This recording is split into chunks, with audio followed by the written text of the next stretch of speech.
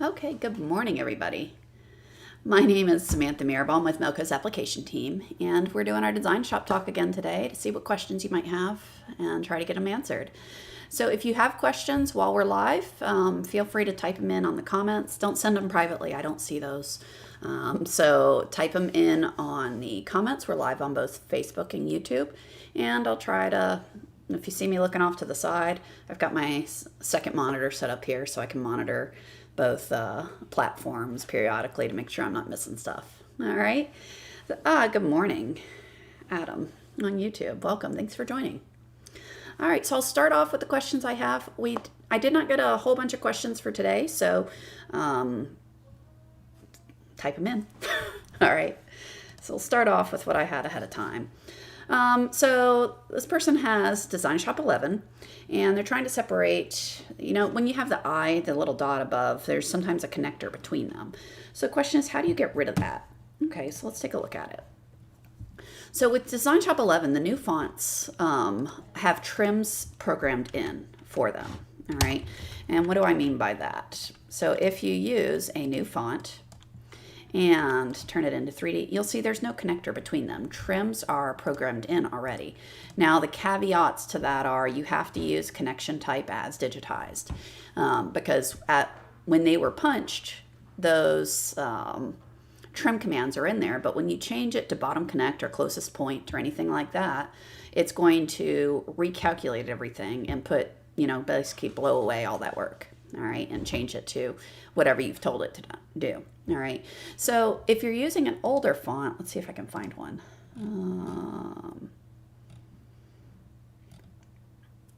Let's see, does that one do it? Yeah, there you go.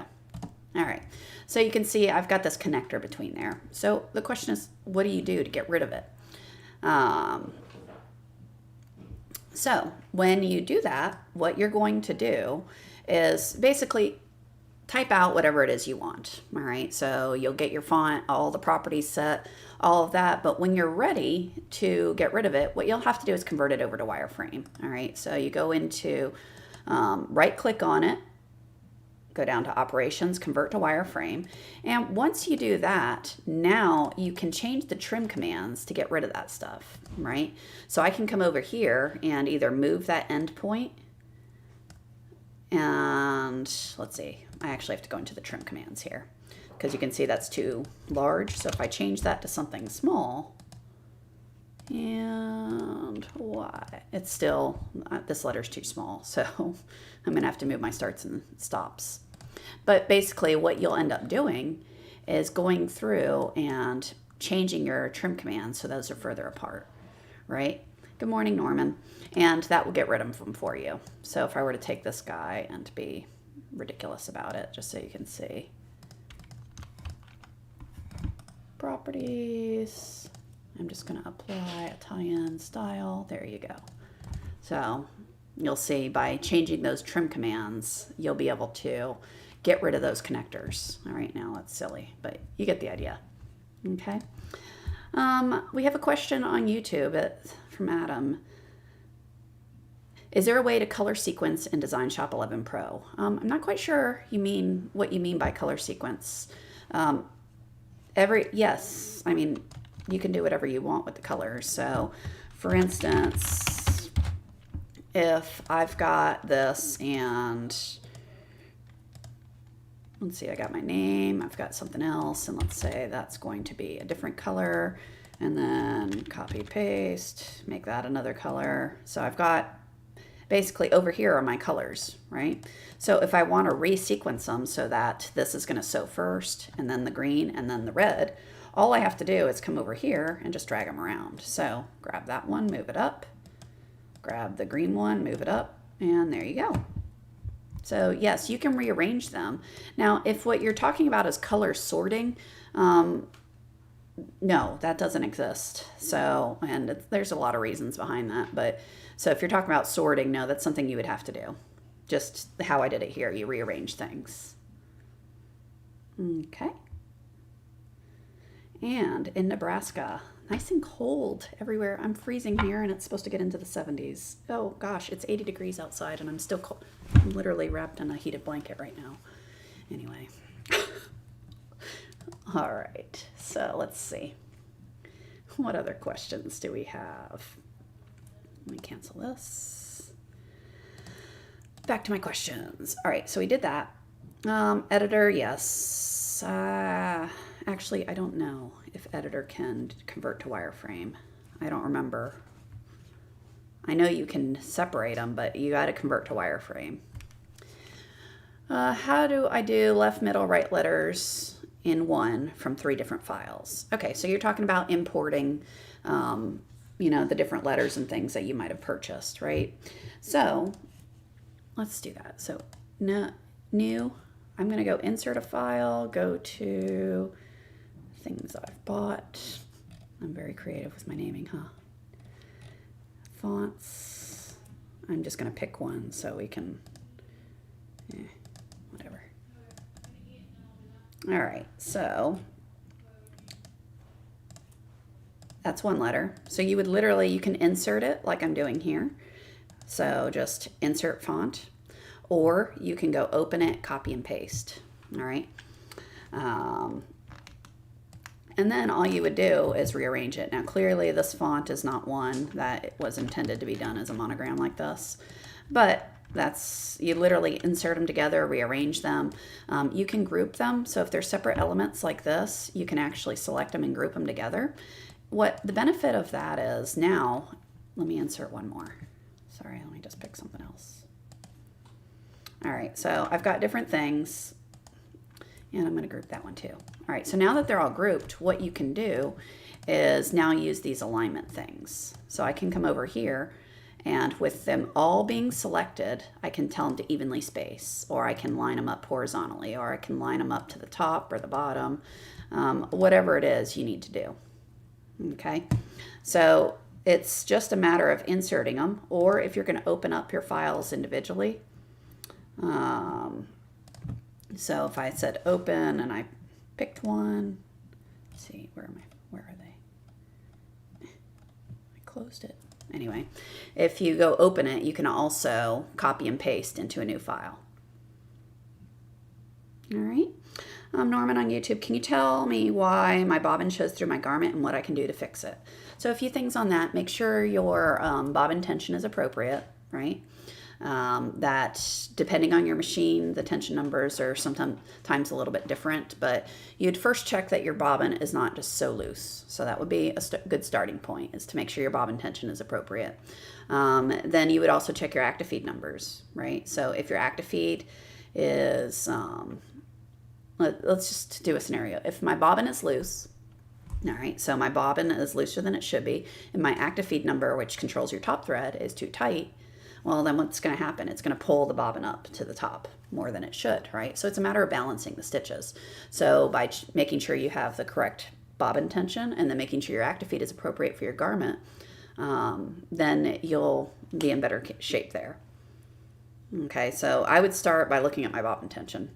You know, clean under the leaf spring. Don't just go to tightening it, because it never fails. If you go straight to tightening your bobbin, and then the dust gets knocked out as you're sewing, now it's too tight, and now you've got another mess. All right, so start by cleaning it, check the bobbin tension. Remember, don't check the tension with it in the pigtail. It's got to be outside of the pigtail. So you can either do your yo-yo or use the tension gauge. There are several videos online that show how to use that tension gauge. It works really nicely. But yeah, that's where I would start. All right, what else do we have? Oops. Okay, so we imported files. How do you import TrueType fonts? So TrueType fonts are just computer fonts. So you're not actually importing them into DesignShop, you're installing them to Windows. And it really is as simple as you find, you know, whether it be a Google font or whatever font it is, you get a .ttf or OTF. So TrueType font is TTF, OTF is OpenType font, I think.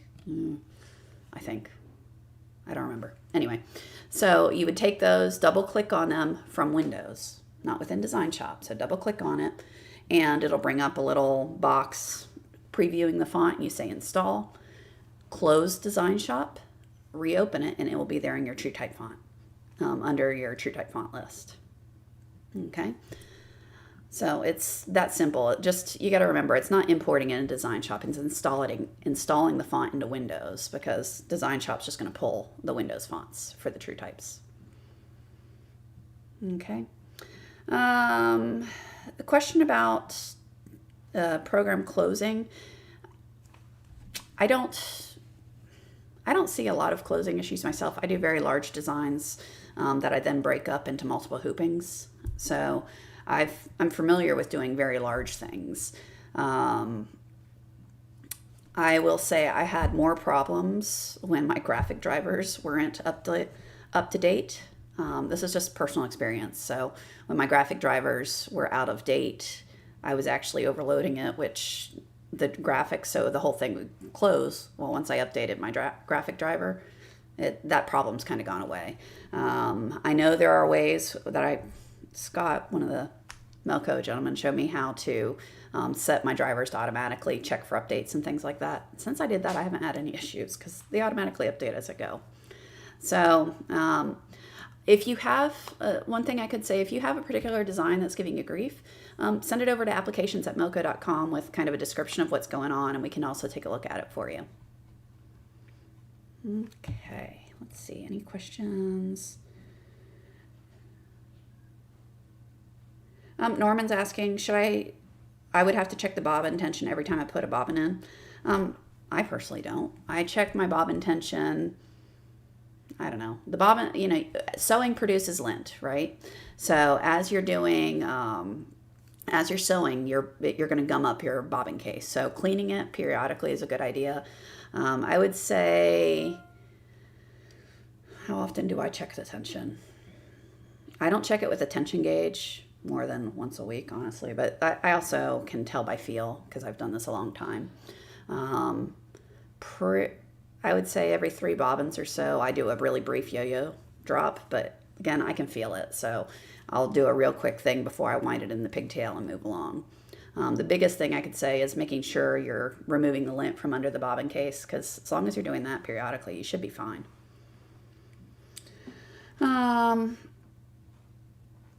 If I'm doing fonts on DesignShop, are you saying to go to OS instead? No, you would do, fonts are done in DesignShop. So the OS is just going to sew, is just the control for your machine.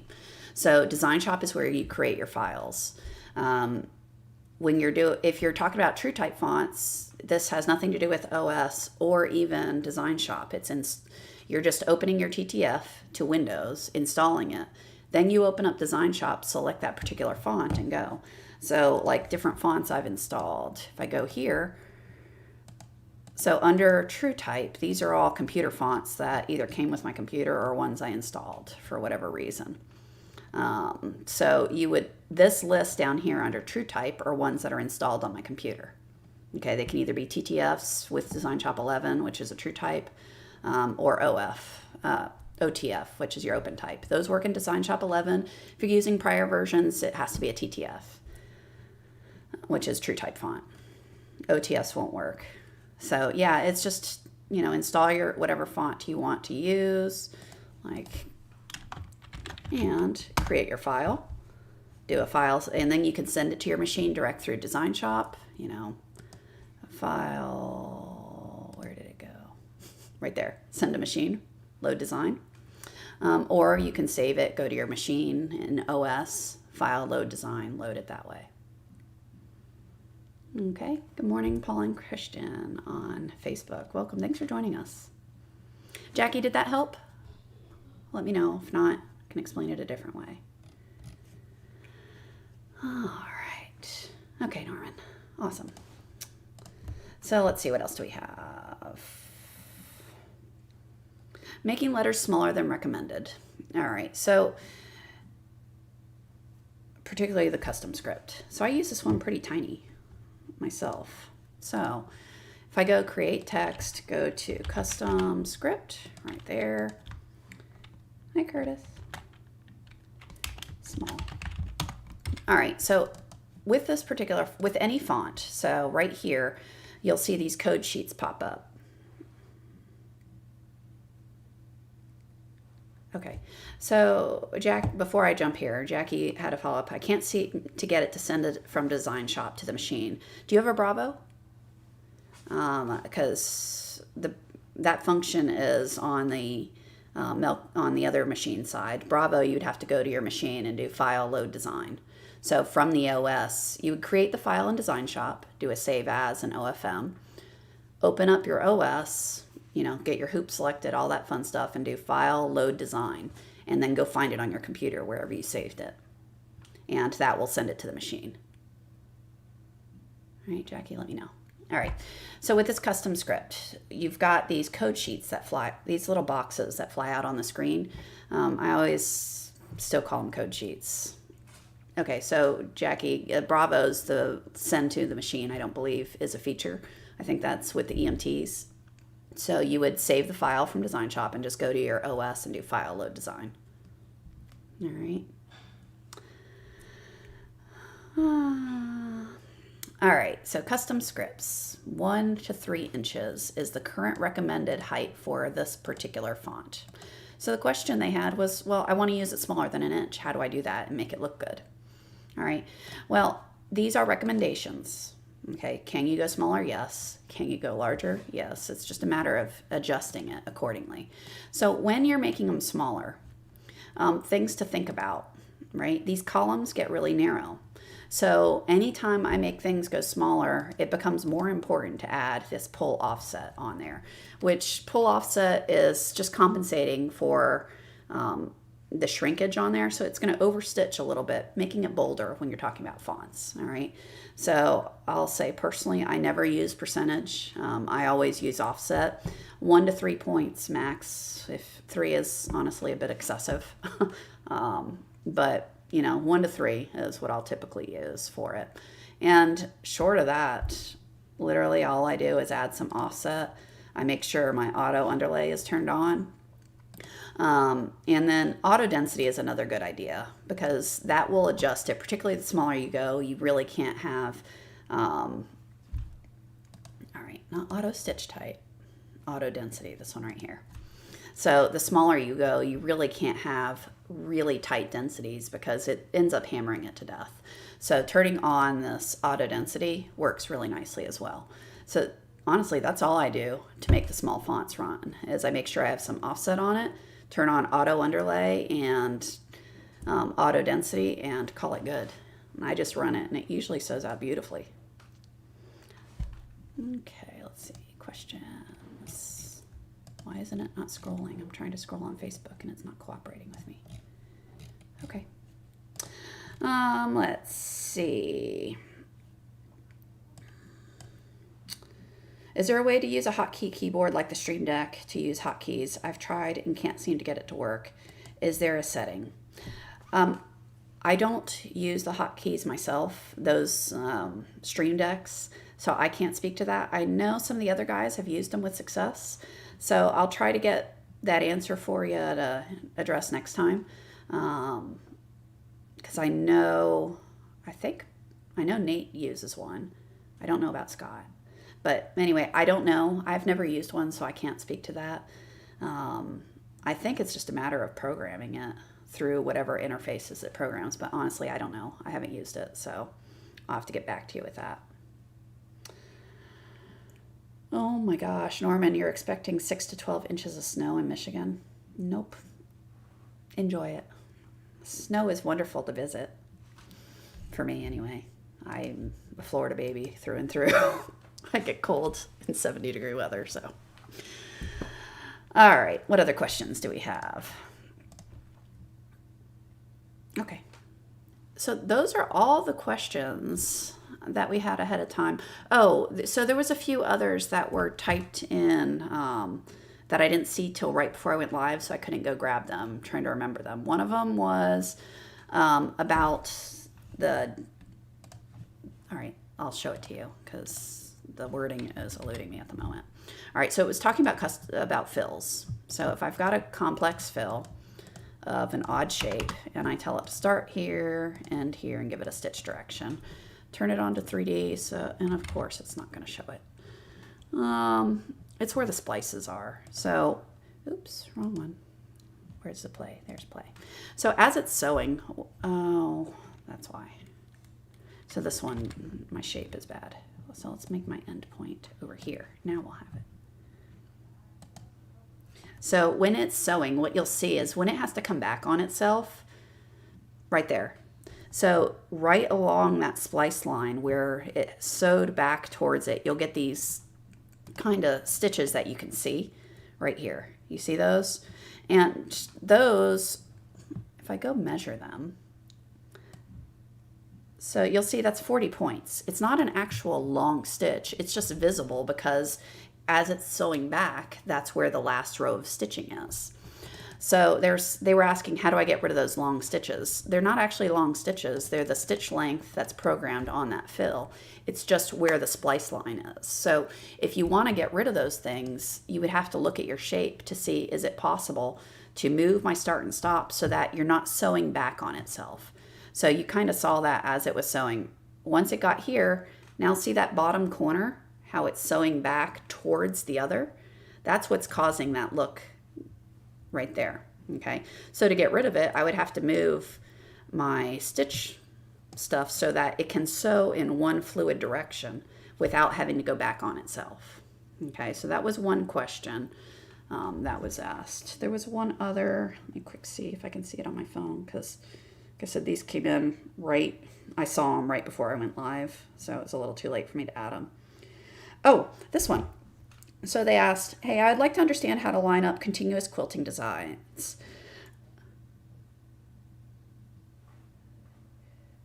All right, so it says, I'd like to understand how to line up continuous quilting designs. Since it's a single line design, the start and stops need to align pretty much perfectly. I've watched a lot of videos, but I want to see it done. Okay, so there's a good video that, pretty sure Nate did it. It was done maybe 2 years ago now. It was on a ribbon with holly. It was done around Christmas time to show lining up designs continuously on a long length of ribbon. So it was kind of like a holly design that just kept on repeating. The same technique is used for continuous embroidery. So the laser commands that you want, I think I put them in here.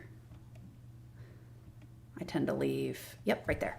All right, so this is also in your manual. All right, so if you go pull up your manual, you'll get the same table that shows all the different alignments.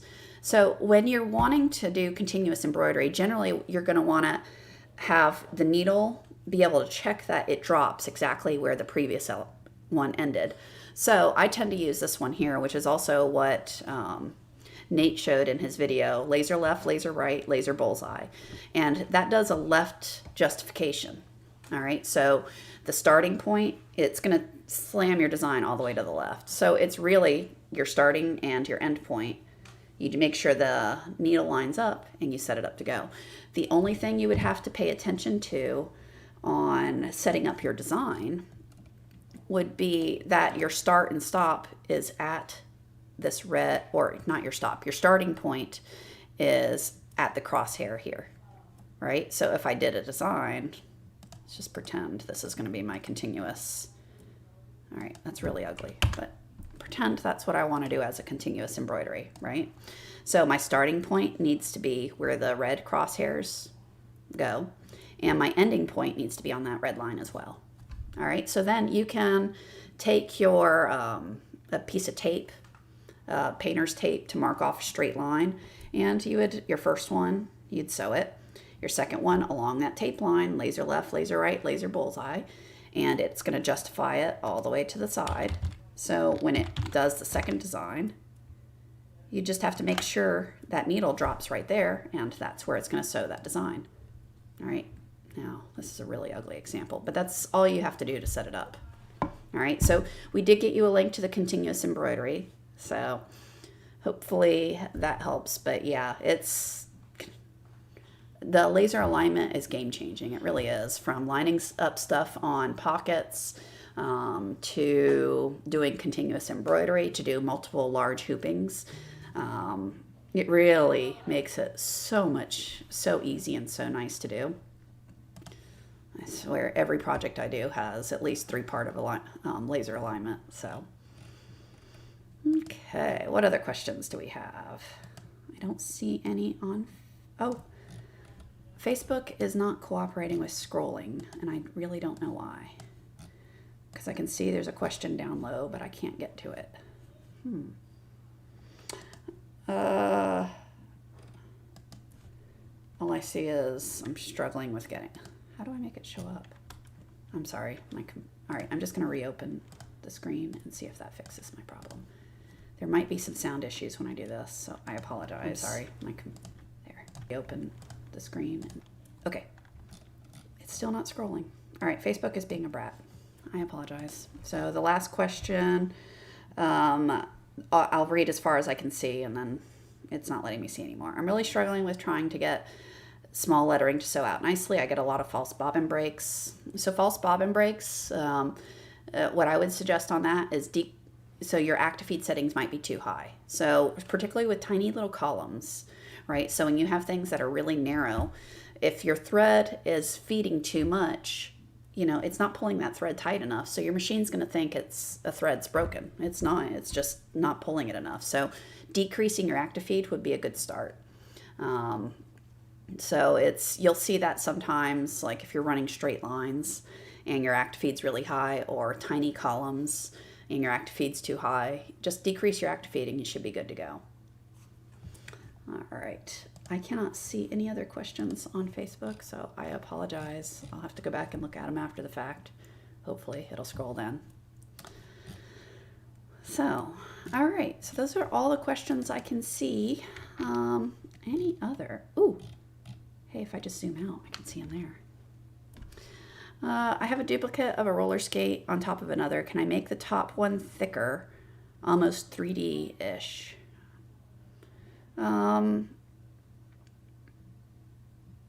Almost 3D-ish. Are you talking about just like a satin stitch? Because to make it 3D-ish for a satin stitch, you know, you can either do it as puff, or just fun little thing to play with is go into your underlay settings and change the density of this underlay. So if it's got a zigzag underlay, if I build up a lot of thread underneath there, when the top stitching comes over, now it's got a lot more thread to rest on. So you'll give it kind of an artificial 3D look. So by decreasing that density, you'll have where these threads are resting on top of a large amount of thread. So it'll make it look a little more 3D. So the other way would be just to, you know, change your digitizing up. So if you're talking about fills with other things, you would have to kind of just adjust your colors and change the design to give it the look you want. So I'm not quite sure. Can I make the top one thicker, almost 3D-ish? So I assume you're talking about kind of making it stand up more. And I would do that by either using puff or doing it artificially by, you know, building up thread underneath it. Okay, so another question on YouTube. Do you applique stitch to hats? If so, how do you compensate for the curve of the cap?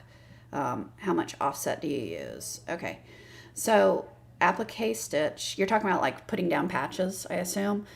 I never use the applique hold when setting up colors. So if that's what you're asking, I wouldn't do that. I would just use the hold command when dealing with hats. Because applique, remember, brings the pantograph out from under the machine. And if you've got a hat attached to it, that's probably not the best idea. So I would just use hold.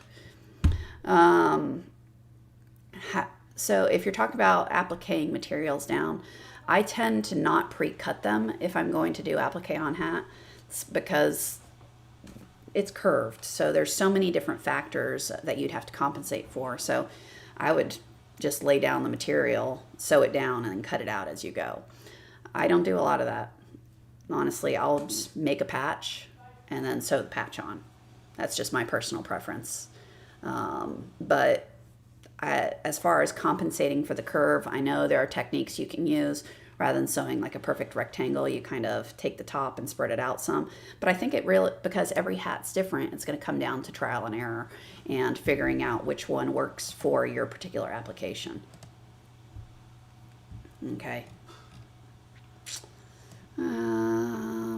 Let's see, any other questions? Okay, I don't see any typed in on Facebook. Let me check YouTube. There's YouTube. I don't see any more on YouTube. Okay, So I think those are all the questions. Yeah.